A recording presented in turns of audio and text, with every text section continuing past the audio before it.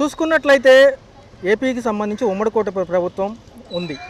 చూసుకుంటే 50 రోజులు పైచిలుకు పాలనే చూసాము. ఒక పక్క ఈ ఆరోగ్య శాఖకు సంబంధించి ఆరోగ్యశ్రీ ఏదైతే ఉందో దానికి అనేకమైన అనుమానాలు ప్రజల్లో ఉన్నాయి. గత 2 రోజులుగా వార్తలు చూసినా, వార్తాపత్రికలు చూసినా నిధులు అనేవి ఇంకా సమకూరలేదు, పాత బకాయిలు ఉన్నాయి కాబట్టి అన్ని చోట్ల సరిగ్గా చేయలేకపోతున్నాం అంటున్నారు. ఈ పెమ్మసాని చంద్రశేఖర్ గారు గుంటూరు ఎంపీగా గెలిచిన సెంట్రల్ మినిస్టర్ ఎవరైతే ఉన్నారో ఆయన ఏమంటున్నారంటే ఏదైతే ఆయుష్మాన్ భారత్లో రిజిస్టర్ చేసుకుంటే కార్డులు వస్తాయి, దానివల్ల 5 లక్షల వరకు ఉపయోగించుకుందాం అంటున్నారు. మరి ఇదేమో స్టేట్ వ్యవహారం, ఎలా చూడాలన్న ఇవన్నీ? దీని అయితే అన్న మరి ప్రతి ఒక్కళ్ళు దీని గురించి అయితే స్పందించాలన్న. ఎందుకంటే ఈ గవర్నమెంట్ హాస్పిటల్ ఏంటంటే పేదోడే చూపించుకోవాలి. గత ప్రభుత్వంలో అంటే పేదోడికి ఎంత ఖర్చు అయితే అంత అని చెప్పేసి ఆ పరిపాలనలో ఇచ్చినట్లుగా మనం చూసినట్టు అన్నీ చూస్తూనే ఉన్నాం. కాకపోతే ఈ ప్రభుత్వం మరి సెంట్రల్ గవర్నమెంట్కి సంబంధించింది ఆ స్కీమ్ ఈ స్కీమ్ అని చెప్పేసి పేదోళ్ళని ఇబ్బంది పెడుతున్నారు తప్ప ఇక్కడికి వచ్చి ఏ నాయకుడు వచ్చి చూసుకునే అంత పరిస్థితి లేదు. సో మరొక విధంగా చూసుకుంటే ఎమర్జెన్సీ సేవలు అనేవి అత్యవసరంగా ఉంటాయి. ఒక పక్క లోకల్లో ఉన్న ప్రజలకి కేంద్రానికి సంబంధించిన ఆ పాలసీలు కానివ్వండి, ఆ స్కీమ్స్ గురించి ఎంతవరకు ఐడియా ఉంటుంది అంటారు? ఇది అయితే అన్న ప్రజల్లో అయితే చాలా వాటికి అవగాహన లేని వాళ్ళు చాలామంది ఉన్నారు. పేదల విషయంలోకి వచ్చేసరికి అందరూ లో క్లాస్ వాళ్ళే గవర్నమెంట్ హాస్పిటల్ వస్తారు తప్ప హై క్లాస్ వాళ్ళే ప్రైవేట్ హాస్పిటల్లో చూపించుకుంటారు. ఒక ఆడ అమౌంట్ ఉంటాయి కాబట్టి అట్లా వెళ్తారు. ఇప్పుడు పేదోడు ఏంటంటే ఎక్కడ ఫ్రీగా దొరుకుతుందో అక్కడికి వెళ్ళి తన బాధను చెప్పుకోవడం కానీ ఏదన్నా చేసుకుంటారు. అది తీసుకొచ్చి మరి సెంట్రల్ గవర్నమెంట్ కలిపి ఇట్లా తీసుకొచ్చి ప్రజల్ని ఇబ్బంది పెట్టడం తప్ప ఏది లేదని నా అభిప్రాయం అన్న. ఒక పక్క చూసుకుంటే అన్న అదేమో 300 కోట్లు 10% అంటున్నారు. చూసుకుంటే ఇదేమో 3500 కోట్లు చిల్లరి. రెండో చూసుకుంటే అది 5 లక్షల లిమిట్, ఇదేమో 25 లక్షల దాకా ఇచ్చాము అంటున్నారు. మరి గత ప్రభుత్వాలకి ఇప్పుడున్న ప్రభుత్వాలకి మధ్య వ్యత్యాసం ఏంటన్నా? ఈ పథకం ఎలా సాగిద్ది అంటారు? ఈ పథకం ఎట్లా సాగిద్దంటే అన్న, ఇది నా ఉద్దేశం ఏంటంటే ఈ పథకాన్ని ఏదో రకంగా పేదోడికి అన్యాయం జరగటం తప్ప దీని గురించి ముందుకు తీసుకెళ్ళి మంచిగా పేదోడికి న్యాయం చేద్దామన్నది అవగాహన లేని మాటలు చెప్తున్నారు తప్ప ఒక ఉద్దేశపూర్వకంగా ప్రజలందరికీ న్యాయం చేద్దామని చెప్పేసి పైన ఉన్న వాళ్ళైనా కానీ దిగి వచ్చి దీనికి సంబంధించి గవర్నమెంట్ హాస్పిటల్లో ఎట్లా ఏం జరుగుతుంది, పేదోడికి వైద్యం అందుతుందా లేదా అన్నది అవగాహన ఇచ్చేది ఏదీ లేదన్న. గత ప్రభుత్వంలో అయితే నేను చూసిన విధంగా అయితే ఇప్పుడు ప్రైవేట్ అంబులెన్సులు కూడా అవైలబుల్గా లేదన్న. ఇప్పుడు ఫోన్ చేస్తే గంటన్నర అట్లా చెప్తున్నారు. పోయిన ప్రభుత్వంలో నేను చూసిన ప్రభుత్వంలో 2023 జగన్ ప్రభుత్వంలో అయితే అంబులెన్సులు ఫోన్ చేస్తే వస్తున్నాం అని చెప్పేసి అంటున్నారు. వాళ్ళకు కూడా అమౌంట్ ఆపేశారని చెప్పేసి చెప్తున్నారు. అంబులెన్సులు కూడా సరిగ్గా నడవట్లేదన్న.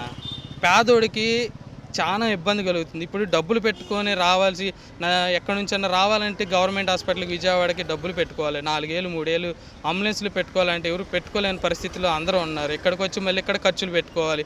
అది తోడు ఇప్పుడు సెంట్రల్ గవర్నమెంట్ అని చెప్పేసి అన్నీ తలకానొప్పి ప్రజలకే కదా, పేదోళ్ళకి. మరి ఒక పక్క చూసుకుంటే అన్న గవర్నమెంట్ హాస్పిటల్స్ సంబంధించిన ఒక లెక్క అయితే ప్రైవేట్ హాస్పిటల్స్, ఈ ప్రైవేట్ హాస్పిటల్స్లో వచ్చేతలకి మరి ఈ విభాగాలన్నీ కూడా ఎంతవరకు కూడా 1 సంవత్సరం వెయిట్ చేస్తాయి, లేదు ఆ బిల్ పెండింగ్ ఉంటే కనుక సక్రమంగా ఏవి అమలు కావు అక్కడ కూడా. మరి అక్కడ పరిస్థితి ఏమంటారు అన్న? ఇప్పుడు బిల్లులు అంటే ఇప్పుడు ప్రైవేట్ హాస్పిటల్ వాళ్ళ సెంట్రల్ గవర్నమెంట్ ఇచ్చినా సరే బిల్లులు పెట్టి ఆరోగ్యశ్రీ అని చెప్పేసి బిల్లులు పెట్టినా సరే వాళ్ళకి బిల్లు పడితే తప్ప ప్రైవేట్ హాస్పిటల్ చేయని పరిస్థితి ఇది.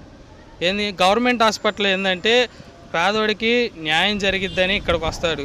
ఆ ఆరోగ్యశ్రీ కూడా ప్రైవేట్ హాస్పిటల్లో ఉంది అని ప్రభుత్వం భరోసా ఇస్తేనే పేదోడు ప్రైవేట్ హాస్పిటల్లో కూడా చూపించుకోగలడు. ఆ భరోసా కూడా ఇవ్వకపోతే పేదోడు దేనికి పనికి వస్తాడన్న? సో మరి చూసుకున్నట్లయితే ఎమర్జెన్సీ సేవలు ప్రాణాల మీదకి వచ్చిన వాళ్ళు ఎక్కువ శాతం పేద బలహీన వర్గాలే ఎక్కువ వస్తూ ఉంటారన్న జనరల్గా చూసుకుంటే. అవునన్న. మరి ఈ సమస్యని ఎలా చూస్తారు గవర్నమెంట్ సంబంధించి? ముందుకు ఎలా వెళ్తే బాగుంటుంది? ఏముందన్న, పేదోడు చనిపోతే వాళ్ళకి లెక్క ఉండదన్న. ఏదో పెద్దోడు ఎవడన్నా చనిపోయారు అనుకోండి, దాన్ని ట్రోలింగ్ చేస్తారు తప్ప పరిగణలోకి తీసుకోరు. ముఖ్యమంత్రులు కానీ ఎవరైనా ఎమ్మెల్యేలు ఎమ్మెల్సీలు ఎవరైనా సరే దీన్ని ఒక అవగాహనగా తీసుకొని పేదోడికి న్యాయం చేద్దాం, పేదోడికి అన్యాయం జరుగుతుందని తీసుకునేది లేదన్న. ఓకే.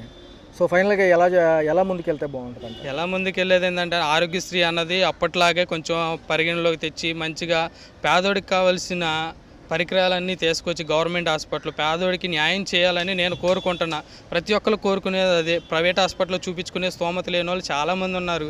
వాళ్ళని కూడా మీరు అవగాహనలు తీసుకొని పెద్దోళ్ళతో చర్చించి ఇది సెంట్రల్ గవర్నమెంట్ కాకుండా స్టేట్ గవర్నమెంట్ దీని బాధ్యతలు చేపట్టి దీన్ని ముందుకు తీసుకెళ్తే దాన్ని బట్టి చాలామంది పేదోళ్ళు బతికించిన వాళ్ళు అవుతారు. వారికి ఒక జీవన ఉపాధి కలిగించిన వాళ్ళ డబ్బులు పెట్టుకోలేని పరిస్థితిలో ఉన్నప్పుడు వాళ్ళు కూడా కొంచెం ముందుకు వస్తే ప్రజలకు కూడా న్యాయం చేసినట్లుగా మనం భావిస్తామన్నా. పేదవాడికి న్యాయం జరిగితేనే ఏదన్నా.